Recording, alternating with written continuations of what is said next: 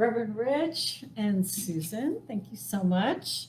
Perfect song, perfect welcome. And here we are. And there we are. And you got 3 hearts, Susan, by the way. And you got an amen, by the way. Just checking it out here. Okay. All right. So the topic that I did last week with intentions and goals, I used a lot of the material created through Reverends Lloyd Strum and Marcia Sutton.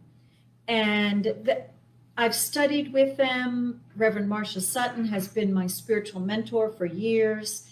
And their work is really designed to support people who are speaking this truth and living this truth, and to go deeper and deeper in being a complete expression of this truth. So that certainly interests me, and they're filled with spiritual practices that support us in that idea. And so I thought, well, let's do more with that because it's so inspiring, and their work is timeless. And so I pulled out their course. They developed a course decades ago called The Principles of Financial Freedom. And I pulled out my copy of it, and I thought, something's telling me that we might need that. As we're going out into the world now, I mean, everything's changing. So all of us were in lockdown, jobs were taken away from people, and somehow we're here. And now things are opening up again, but then maybe they're not. And then maybe your job is coming back, and then no, we changed our mind and it's not. And so we still have a lot of uncertainty going on.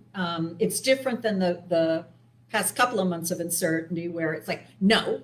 Now it's, well, maybe, well, no, well, yes, some, but this way, whatever. It can make you crazy. And as Susan said, right, when we're looking at what the world is doing, we might forget our connection to that something that created us. So let's begin with financial freedom. First of all, what is financial freedom? What is it? I mean, we all have our ideas of what it is, but being spiritual, or we're all spiritual, but let me say, making the choice to be aware of your spirituality and to live connected to that essence of something that is all. What does that have to do with money? And so they give us a definition of financial freedom for people who are walking a spiritual path. So first of all, they break it down. Finance. What is finance? Finance is the management of money. And what they say, to manage money is to direct or control the use of it, and the way we manage anything is the way we manage everything. Right? So how many of us think that, right? No, I'm like, I'm very spiritual and my money is just like a little byproduct. I don't have to pay attention to it, but I really pay attention to God and my spirituality. And what they're pointing out here is that the way we manage our money is indicative of the way we manage our whole lives and everything in it. That there's something about it that is universal. Before I came into this teaching for sure, I used to think I was broken up into parts. So there was my working persona, and then there was my family persona, and then there was a hidden me that I wish could come out, but there wasn't any room in my social life or in my office life to let the real Karen out. And so the real Karen, I felt, got squashed. So I was like divided into 3, probably more. But I acted differently in the office than I acted at home. And I acted differently within my own relationship with myself. And so as I got into this teaching and as I grew in awareness of the omnipresence of all, and identifying it with it and identifying it over and over and over again, it's sunk in that I am all. And I noticed my whole experience of being compartmentalized dissolved, so that I am me, that hidden Karen. I'm now Karen, da da da da, right? But everywhere, everywhere. My behaviors might be different because a different environment might require different behaviors, but it's me making those choices and not separated. And so Reverends Lloyd Strom and Marcia Sutton, in their course of financial freedom, they say that they take this unlikely form called money and use it to be a mirror to ourselves about what we really believe about God and about love and about others and about ourselves. So if what you really believe about life and about the divine and about love and about other people is what your money is doing, then look at your money and what's that telling you about what you really believe? Right? Do you believe in abundance, or is there lack? Do you believe that you're safe and you're secure, but I can't pay my bills and I'm scared? What do I do? So Ernest Holmes says, right, he who deserts the principle in the hour of need proves that he does not know the principle, or something like that. I'm paraphrasing for sure. But the way that we relate to money gives us a lot of clues about those deeper beliefs that we can have hidden in us. So we can go out and think, oh no, I'm love, I'm just generous, I'm the presence of love wherever I go. And we all want to believe that about ourselves. We all want to believe that we are a blessing to the world, because we are. But we want to believe that, but then because our finances are confusing or a mess or in chaos or scary or whatever, we want to say, well, then that's not love. That's not about God. That's something else. It's human made. It's not God made. And so I don't have to give it any attention. And that's not what Lloyd Strong would say. It's not that there's anything wrong with that attitude. It's just that it's incomplete. That when we know we are one and we are whole, it includes everything. So finance is the management of money. And he goes on to say, the way we manage our money tends to be the way we manage our life. And the primary principle of managing both our money and our life is to establish a balanced pattern of circulation through healthy relationships. The form of money that was devised, I was a trained economist when I went through graduate school, and that was my first job. And I know that money was created to ease the circulation of goods in the world, to make it easy. Money was created to make it easier than me saying, let me give you a cow. You know, I mean, right? Can you imagine right now if we were relying on that principle of exchange? I need some milk. Will you give me a pig?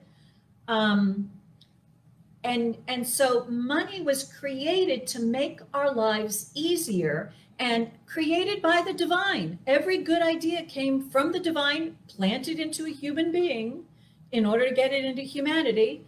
And its purpose is to make our lives easier. And so what we need to do is take a look at whether we are accepting the gift. Are our lives easier when it comes to money? Is money making your life easier? It's supposed to, according to divine decree. So if it's not, then you want to take a look. Okay, where's the interference? It's not the economy, it's not the bank, it's not the this, it's not that. No, it's our relationship with the divine that needs some tweaking. how many of you came in your former religious upbringing, perhaps, you had that belief that I don't want to pray to God over this little thing because God's very busy. And I don't want to, use up, the grace that I can get on these little things. I've got to save it for something big, when I really need God, because I don't want to wear God out. And so if you came from that tradition or that belief, I don't think that's, limited in any particular type of philosophy. What we want to realize is what we believe about God is that God is limited. And so, and we're really thinking about God as a giant human being who can only handle so many things at a time. And maybe even as one of our parents, as we were growing up, who might have said, "You're asking too many questions. Just stop it. You're overloading me. Just stop it for a while. I need some peace. You're too much. You're too much." I mean, and so we might have a parental idea of God buried deep in us from when we were raised that's showing up in our money. It's showing up in our relationship with money. So that while we can accept the love and the beautiful vitality of spirit as our lives, as our health, right? No. To have it from money, it's just too much. And so we want to realize that we're talking about a relationship with the divine, and the divine is infinite. And so if we're only using a limited idea of God, that doesn't mean God is unlimited. It just means that our use of all that is given to us is limited. So, management of money. Financial freedom. What is freedom? Freedom is the feeling of no restraints. It's not the amount of money. It's the feeling of no restraints. And boy, the human race, we've been feeling some restraints, right? I look out, we've got some mask wearers right out there hanging off the ear. Everybody's socially distanced here. So the thing is that no, you can't do this, you can't do that, you can't do this, whatever. And then we rebel against it because something in us wants to be free. We're divinely designed to be free. But then how do we deal with the world, and how do we deal with money? Because he points out that freedom is not a state of running wild. And that's what we think freedom would feel like, running wild, whatever. I've been taking Zumba, and there's one little dance at a certain point, the music goes, about getting crazy, and we'll all go, like back and forth. I mean, that's so much fun. But if I did that with my money, it wouldn't be serving its purpose to support me. And so freedom, real freedom, get ready, comes through our obedience to the principles of universal truth. Real freedom comes from knowing that we are spiritual and that there are certain requirements to living a great and wonderful life. There are certain spiritual requirements to move from good to greater good. And so only as we learn how to obey the divine law of cause and effect, and only as we learn how to accept the goodness that we are, this is obedience. I used to hate that word. Until very recently, I used to hate that word. I mean, who likes that word, obedience? Because I think about being the child again with the parent who's like, you got to do this, and restricted you and got overwhelmed. And so that parent model had become for me my God experience. So that to know freedom, I didn't want to hear I have to obey my divine nature. There's a difference between obeying human opinions and beliefs and the human man-made laws and obeying your divine nature, your essence. And what are we? We are love, we are light, we are life, we are peace, we are power, we are beauty, we are harmony, we are joy, we are order, we are balance. We need to accept that this is what we are, and then we need to listen to the wisdom that all these qualities teach us. So it's not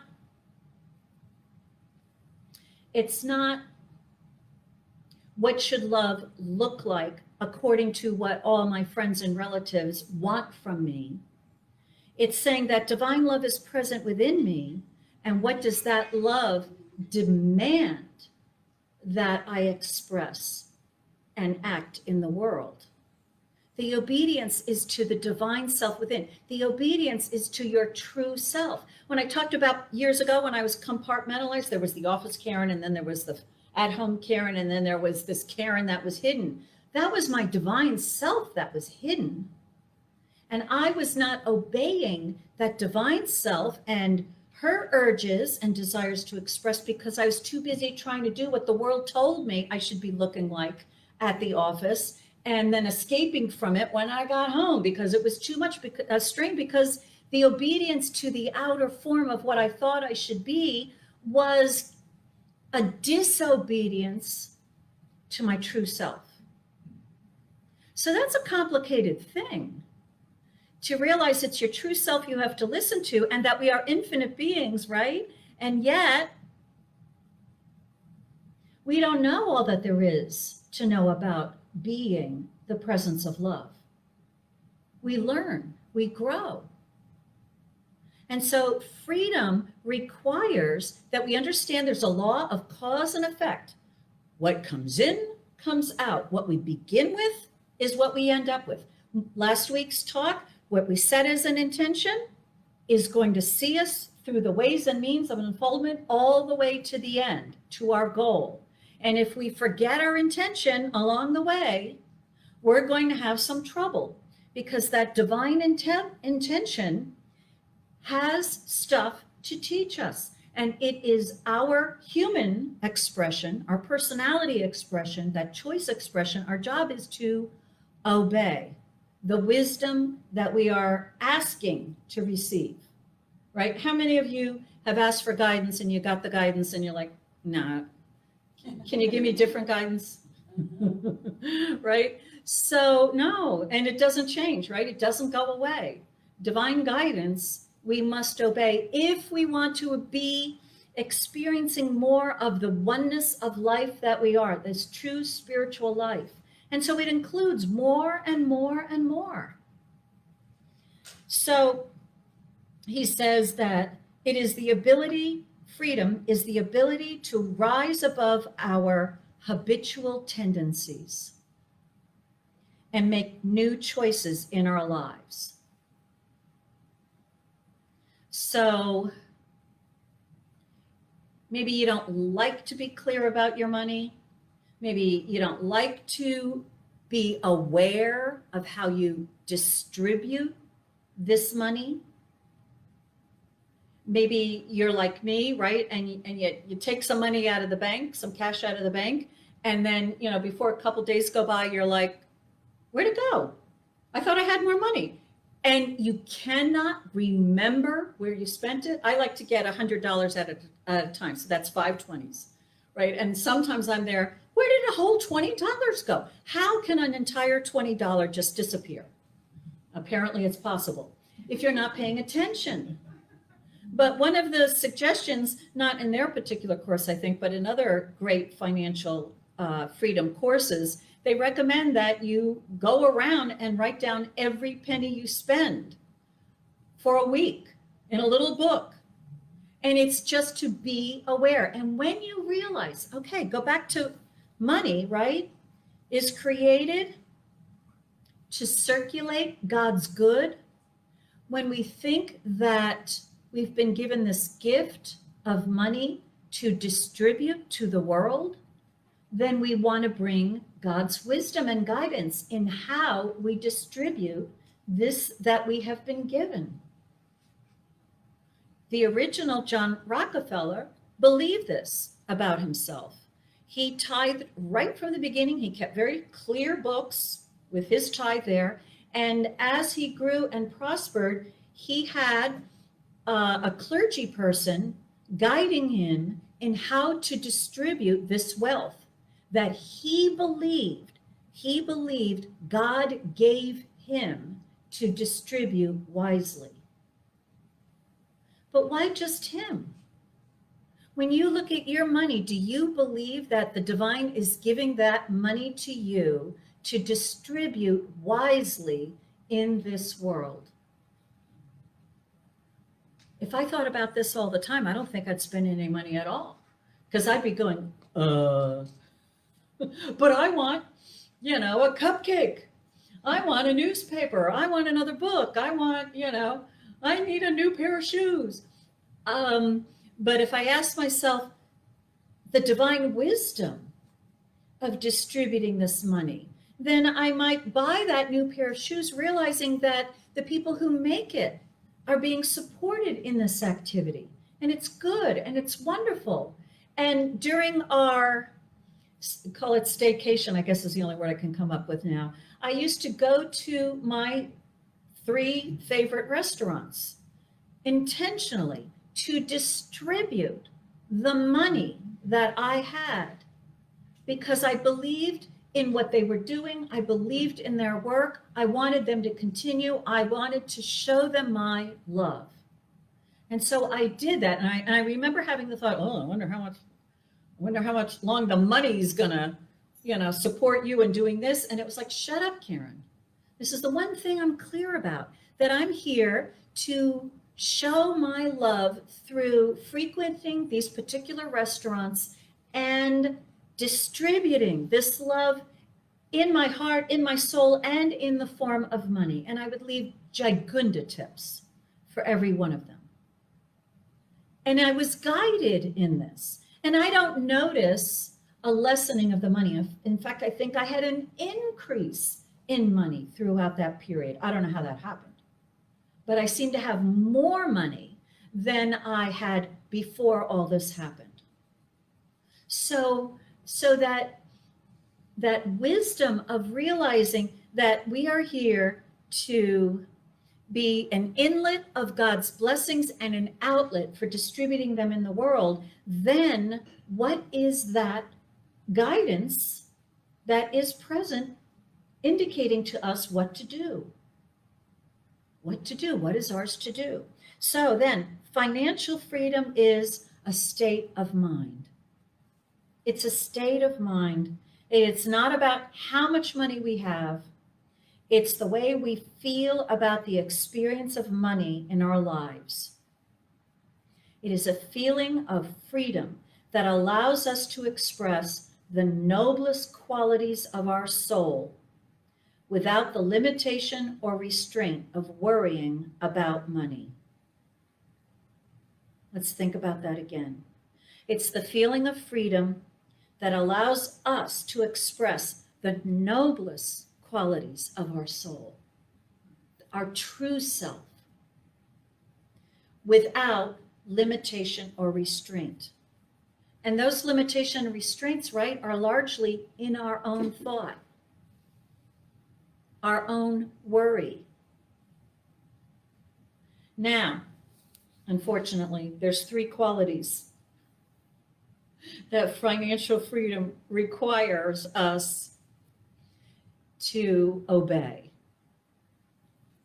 order, balance, and abundance. Order, balance, and abundance. Each one of these divine qualities has infinite wisdom to teach us. And so I know a lot of people who come into our prosperity teachings, we think of money, money, more money, abundance, abundance, abundance, and that works to a point. But at some point, you're going to have a stop of the flow of money, because there may be another quality like order or balance that you haven't been including or learning from at that same level. And you need to bring that other quality in. When I first came into this teaching, I think money, financial freedom was the first thing that I focused on. And along with health, those were my two top divine qualities that I would do spiritual mind treatment work for, and I would meditate on, and I would do free writing about to find out what I really believe. And I really made a lot of progress in both of those experiences of life, I would say. And here I am, 30, 40 years later, let me say this, probably about 25, 30 years later, I noticed all of a sudden all my money dried up.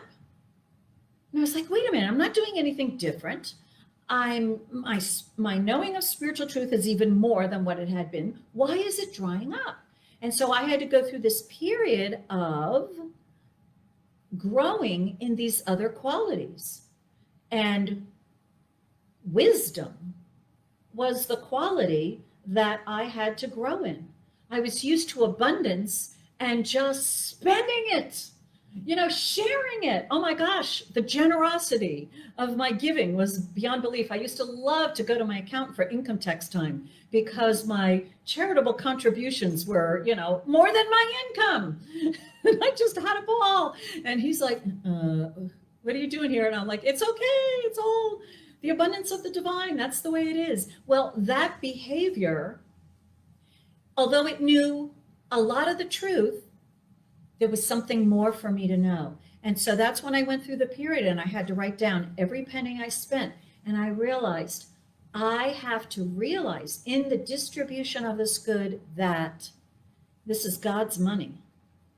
And I am here to take good care of its distribution, which means I need to be aware and intentional in every penny. And so every penny had to be taken good care of. Not just the big bills, but every penny. Because, right? If you're the shepherd and you've got that flock and one of the little sheep stray away, you go find that little sheep.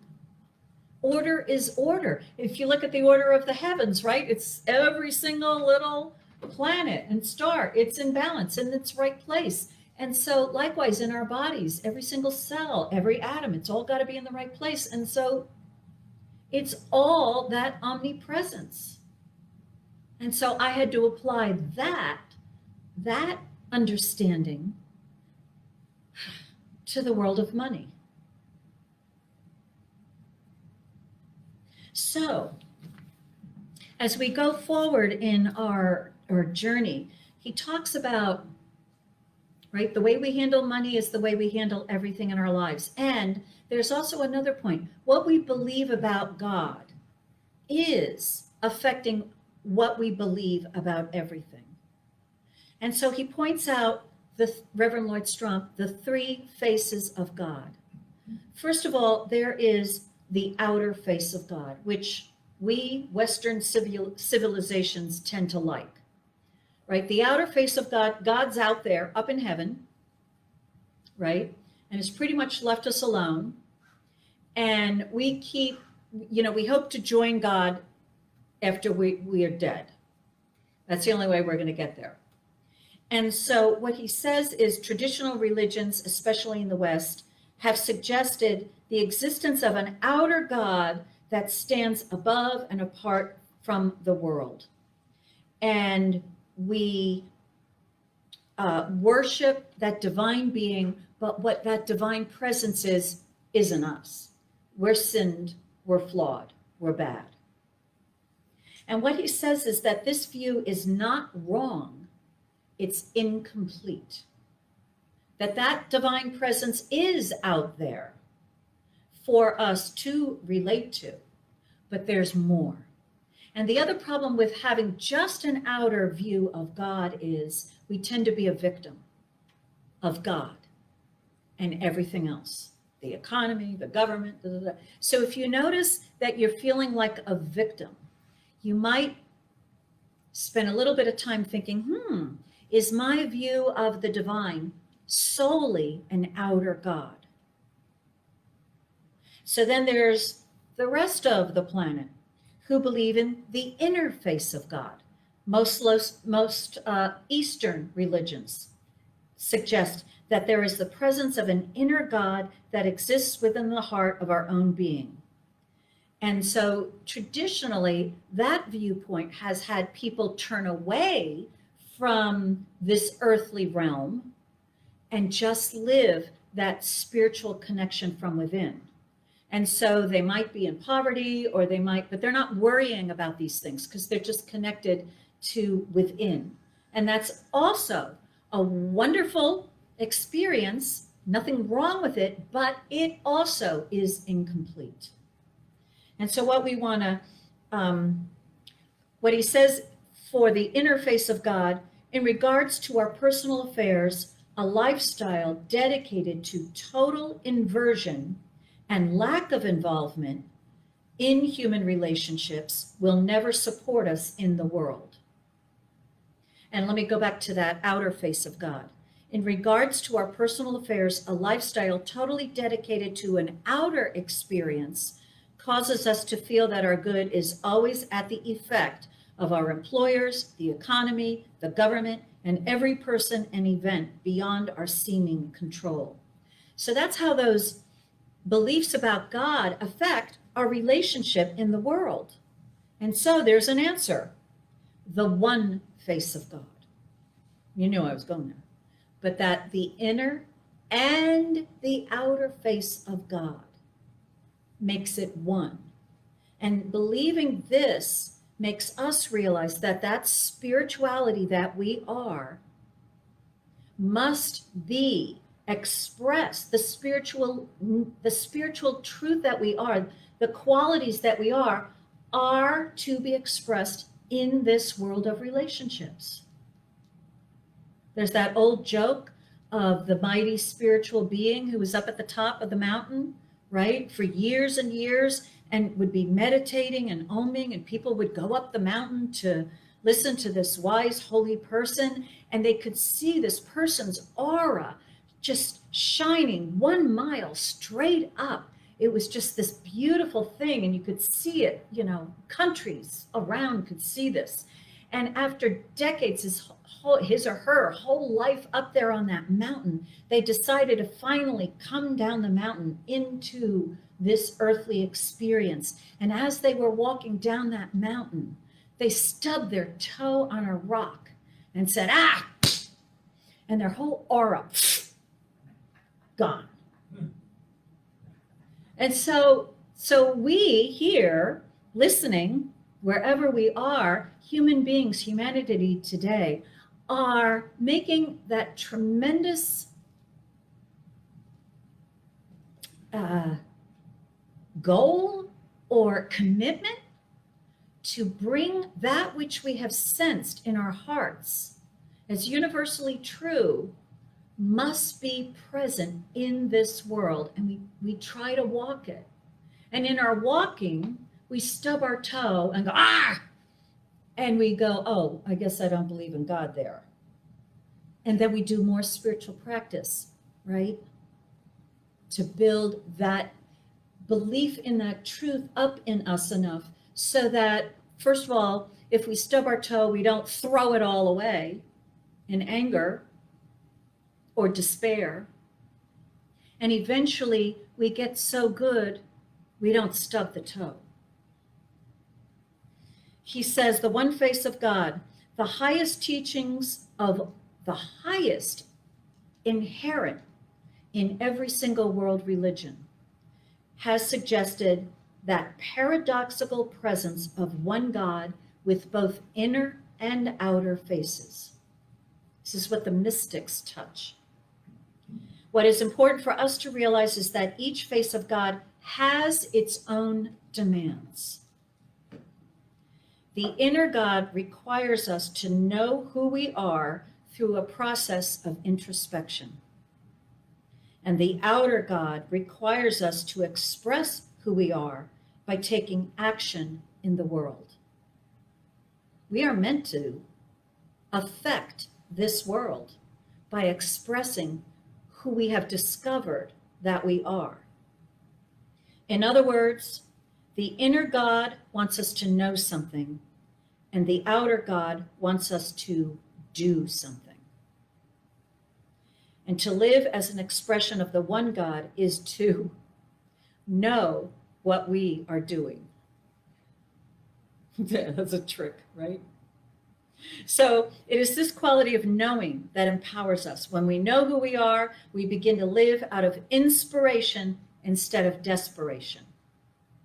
Life then becomes a creative, joyful, and prosperous form of self-expression. And it's just the beginning of learning how to be financially free. So this week, I invite each one of us to spend some time looking at how we manage our money and feel about our money, and use it as a clue. Like, I feel restricted, I feel tight, I feel like I don't have enough. And then to step back and ask ourselves, is there anything in me that believes that about all life? Is there something about my belief in God that needs an upgrade? So let's take a pause moment right now. And when we come back after our offering, what we will do, I'll do a special spiritual mind treatment for us to be financially free, the consciousness of financial freedom. Those of you who are here, we have our collection box on the back. You can make a contribution there, or those of you there, Regina posts on our Facebook Live page how you can go to our website, cslprinceton.org, and make a donation there. And also, those of you who are here, you can make a donation there too. It goes through PayPal. You could use your credit card. You could use your checking account. It's so easy. So let's take a moment with these thoughts in us. And Reverend Rich, we could use some music. Take us away.